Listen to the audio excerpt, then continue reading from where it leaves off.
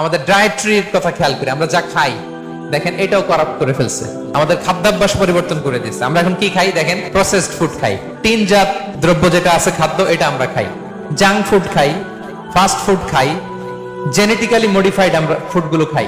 ফলে আগে আমাদের মুরব্বীরা বাপ দাদারা যে এনার্জি পেত ওই এনার্জি আমাদের গায়ে নাই, ঠিক কিনা বলেন? আমাদের ফুড করাপ্ট হয়ে গেছে। এখন ডাক্তারের কাছে গেলে বলে লাল মাংস যে খায় আমার সিরিয়াল দিবেন না, গরুর গোশত খেলে আমি দেখি না, এরকম বলে।